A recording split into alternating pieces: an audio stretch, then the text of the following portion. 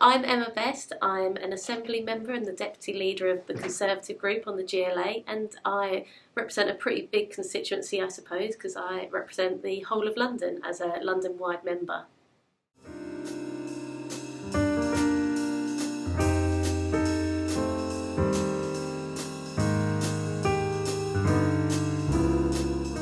So there wasn't one moment that especially made me want to be a politician. I knew I always wanted to do something that helped people and change lives, but I started going out campaigning, knocking on doors, talking to people, and I really enjoyed that. And then someone came to me and said there's an opportunity to stand as a council candidate. And I went and stood in an area where we weren't expected to win. The Liberal Democrats there had a really massive majority, and it turned out that I did win, and I just loved being a councillor, and it kind of snowballed from there. I've got this platform to talk about things that so many people in Londoners want raised, so it means that I have to listen. I really have to listen to what people in London think, what they want me to be talking about, and that doesn't always mean that I get to come in the Assembly and spout my own opinions and say exactly what I've experienced. It means I have to listen and have my own opinions challenged, and the London Assembly gives a really good forum for that to happen. It means we get to make real changes. We've done reports on better ways to approach drug health and supporting people that are at harm from drugs. It means we've been able to talk about better ways in which we can protect the environment. We've had amendments taken to the Lords for planning, which I've been a part of, and all that. I mean, it just gives me a massive sense of the privilege that I have to serve here, and the fact that I have to listen and convey what Londoners think and what they need in their lives. When I am home, I managed to rope my oldest son, into delivery at the moment, which is a nice activity for us. I think he's looking for payment though, so I might have to cut him off soon.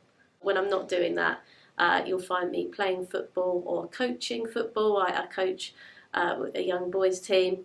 I used to play football at quite a high level, so I played for Leyton Orient Academy, for the county, for West Ham, and then I think I probably just started eating too much, drinking too much, and lost my way a bit with that. But now it's more about having a laugh, and also just football kept me out of trouble for the most part, so I like to give back, and that's why I volunteer coaching, because I like people to find that passion that they can have in sport and have an outlet. As well as doing the coaching, I'm also really into creating projects that are more inclusive about football, so be that for the women's game or for the LGBT community or for the disabled community. We launched Football for All here at City Hall last year, and that was one of my main highlights, and that was a big event here, but we also had a massive tournament in Brisbane Road, the home of Leyton Orient, and that was a really, really special day.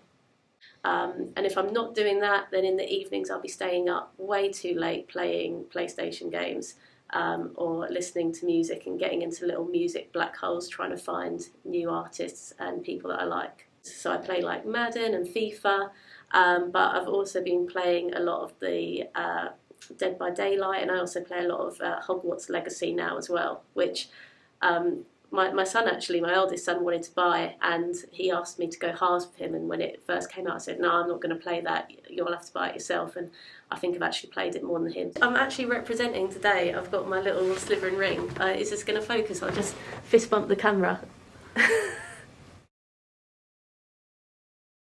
Slytherins aren't all bad, they get a bad rep, but we're good at heart. We're just misunderstood.